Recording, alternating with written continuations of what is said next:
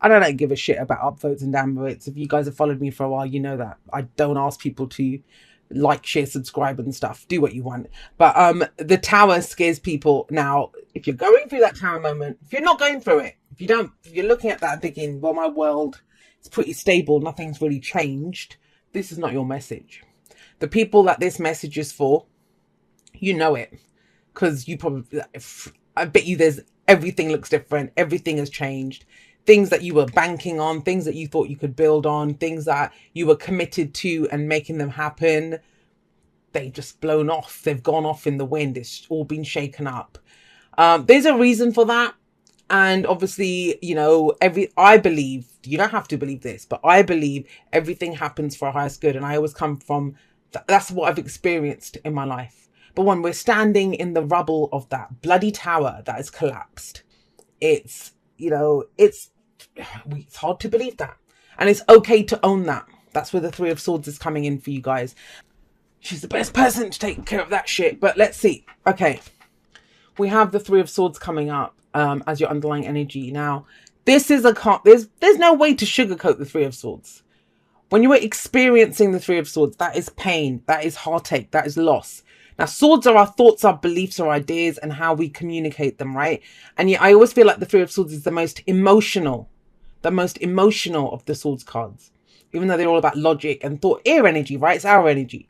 But have a look, she's got 3 swords in the heart there.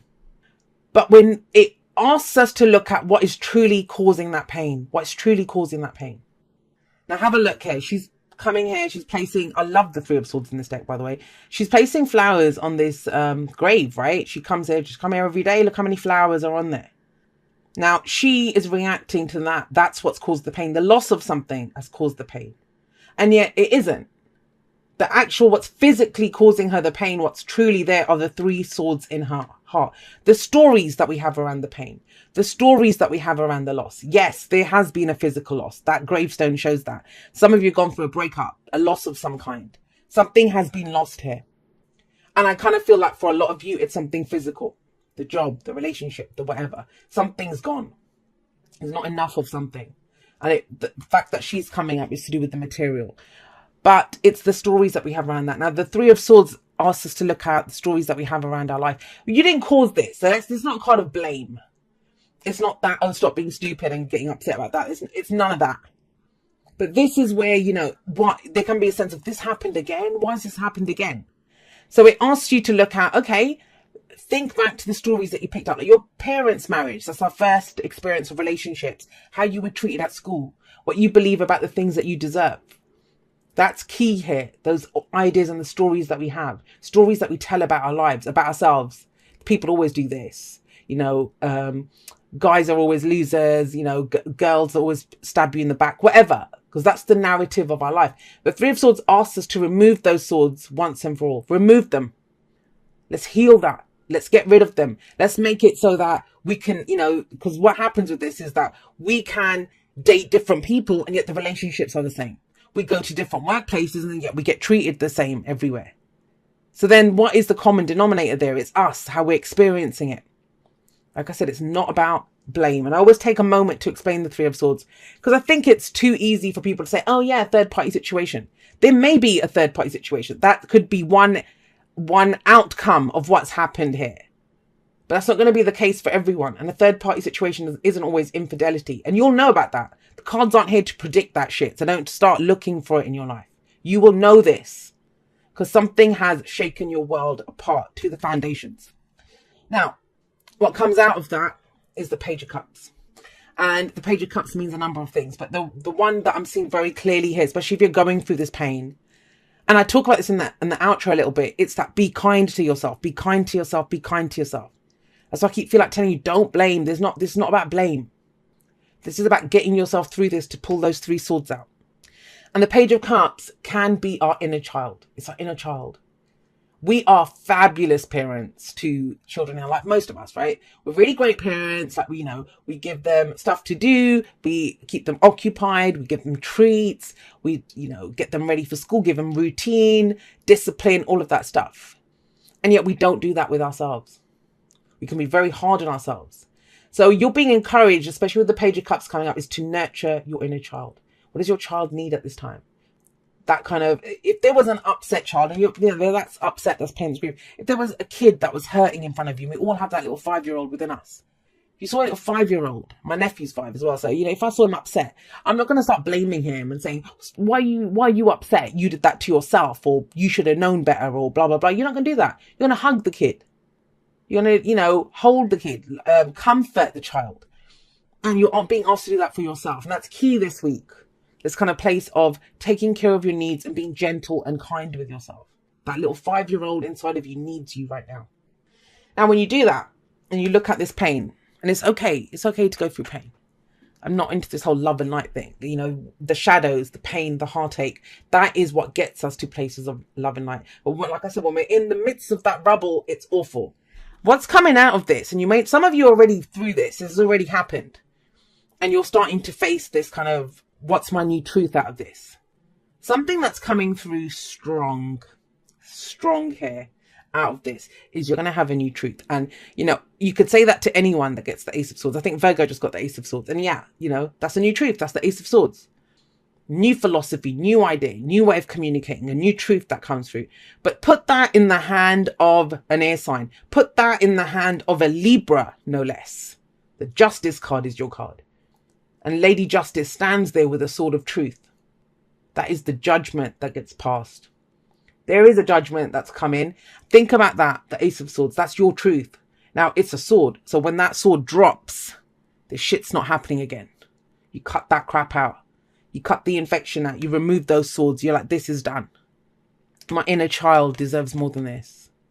And so, that's the focus here. There's a new truth coming out of this. Be kind with yourself while you see it. This blame, self-recrimination, or even blaming other people, that doesn't serve. I'm not saying condone what they did, and forgiveness takes time to get there. And the Three of Swords is the card of forgiveness as well. It takes time to get to forgiveness. But for now, it's about nurturing yourself. And a new truth is being born out of that. That's why I love these butterflies in this deck, because that's transformation. Coming out of that cocoon, this beautiful butterfly that's being born. But the cycles run from the Ace to the 10. Now, when we get the Ace of Swords, the card before it, if you think about the cycle, is the 10 of Swords. Being left face down in the dirt with 10 swords in our back. Betrayed, deception, being let down, feeling like we messed up. Doesn't always have to be someone else that did it to us. We feel like, oh my God, I messed up. But it's saying, pull those swords out, get a new truth out of it. The writing is on the wall. You know who to trust, who not to trust. You know what paths work, you know what doesn't work. A new day's dawning. It's time to grab that sword. Now, I really kind of get the sense of when I'm talking, the energy of this is like trying to rally the troops. We can do this. The fights, we're going to go forward. We're going to beat this one. Yeah, we took a hit in the last battle, but we're going to go, we lost a battle. We have not lost the war. We have not lost the war. And that's the kind of way I can describe the energy of this reading. Powerful, very powerful. That's how I know. If this is your message, you know it. If it's not, you probably clicked off already, because you will know this. There's no way you'd have to make this fit, because it's there in your face. You're feeling it right now. You're probably lying flat on your face on the floor right now, looking up at the thing. Not literally, but, energetically at least. So like I said, 4 of Wands in the past. This is where you thought you had a solid foundation. You thought, I've committed to this. I've taken action on this. I'm so grateful for what I have. I'm committed to making this into something more. How did it fall apart? 4 of Wands can be a change of job, change of environment, whatever it is, but it's in the past, last week, last month, last year. You were building on something. You were committed to building this thing. The career, the relationship, your self-work, whatever. I mean, I take a magnifying glass to the energies, right? We're looking at this. Nothing happens in a vacuum, so we're looking at one aspect of this. This could be the inner work. Out of nowhere, you feel like shit, like old stories have come up out of nowhere from your childhood. But we do that to clear it out. That's the purge. That's the cleanse. That's this cutting it out. The swords dropping. So I want you to look at this now. We've got the Tower here. The Tower frees us. Sometimes we don't want to be freed, right? We don't want to be liberated. But that Tower is something that we've built. The Devil comes before the Tower. And the thing is with the Devil, at first it looks great. The Devil always shows up with a smile on his face. It's tempting, right? I'm going to do this for the money. This person's so sexy. Like, it's that kind of energy. It never looks horrible or evil. And yet it becomes something obsessive. It becomes something toxic. And before we know it, we're trapped in the tower. And it feels safe and secure there, right? Because I built this. And we tell ourselves that stuff. But you're not moving on your path. At some point, you stopped progressing forward. You were held back. And it's the chains that we allow to hold us back that hold us back. And so ultimately, the tower liberates us. But yeah, it feels like shit when it happens. Something shocking happens. Now, this can be an epiphany. There may be something physical, not even something physical has happened to you.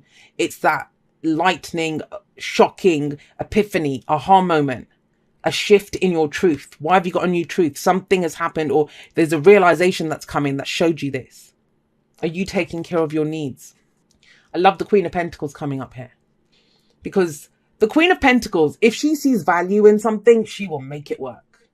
She will make it work. So around you, something's collapsed, something that you believed, a relationship, job, whatever, right? As I've said before, it's fallen apart. And yet you are solid, Libra. You're the Queen of Pentacles. She's solid. She's abundant. She will take her time. She's going to make it happen. And she's into quality, not quantity. She doesn't want that fast food takeaway.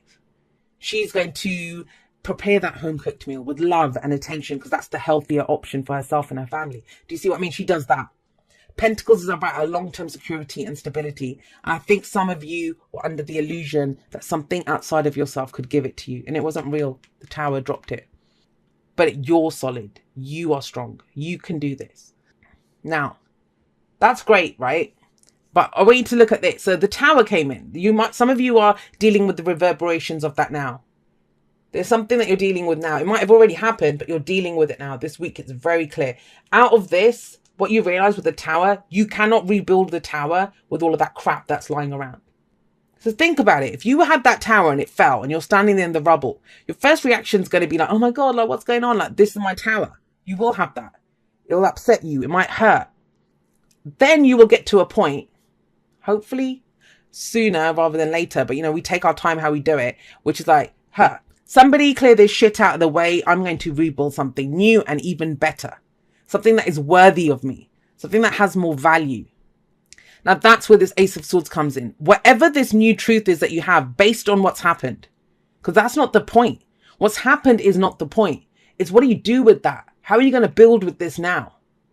It means something has to get cut out. Something has to get dropped. A way of thinking, a way of communicating, a way of what you give to people. It could be a literal burden. Like, why are you carrying everything? We have the 10 of Wands here. This is a struggle. This is where we've got a lot on our plate. And now for some of you, it might be that, rebuilding seems like the 10 of Wands. It's a struggle. But I don't see it as that. Not with the ace sat above it. This is like if you mentally have a new truth now. There's a new truth coming in. Where's the inspiration though? And that's where I think you're kind of lacking, because you're still at the 10 of Wands here, which Wands are our inspiration, our creativity, our passion.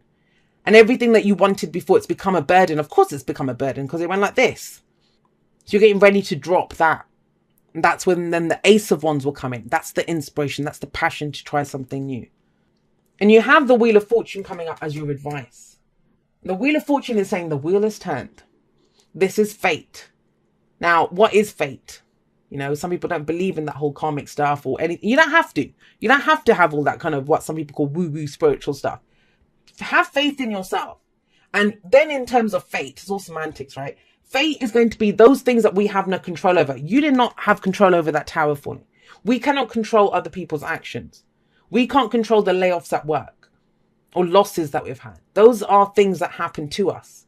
Then our choices, what we choose to understand about that, what we choose to do with that knowledge and experience that we've had, how we go forward with that truth. And the Wheel of Fortune is saying, look, there's going to be no consolation, like I said, if you're stood in the tower, but this was fated and it was meant to happen so you could have a second chance at something. And there will be a second chance at this.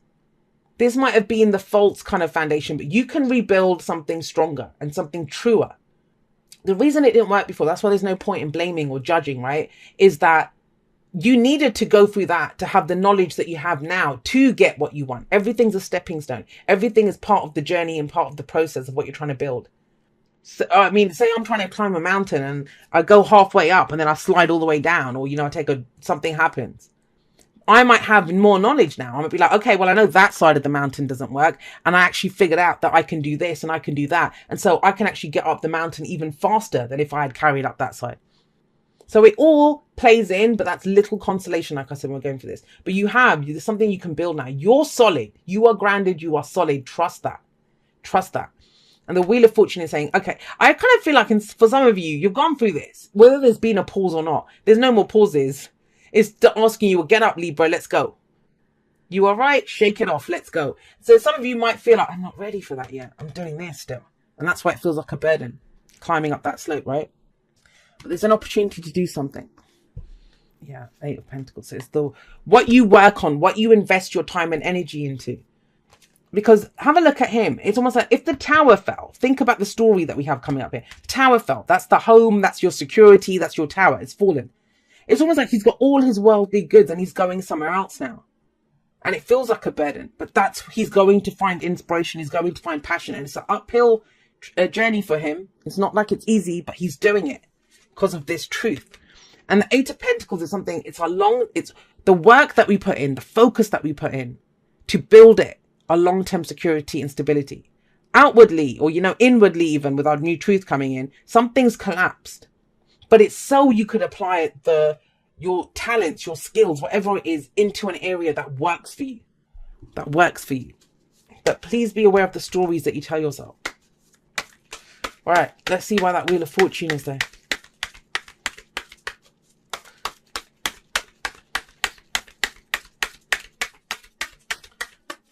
I'm going to say this, with that coming up, the 2 clarifiers coming up, it's almost like this greatest upheaval that you've had, it's bringing in a level of security that you only thought you had before. It's bringing the true stability, like Emperor, coming back into your power, Libra.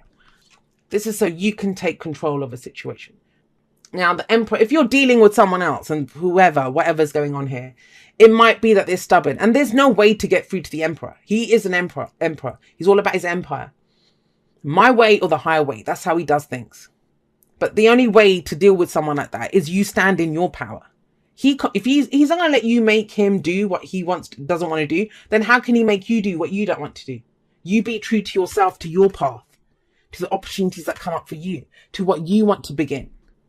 It's number 10 as well, but that boils down to a 1. It's a new beginning, a new cycle, a new way of doing things. We keep doing the things the way that we did. We're going to keep getting what we got.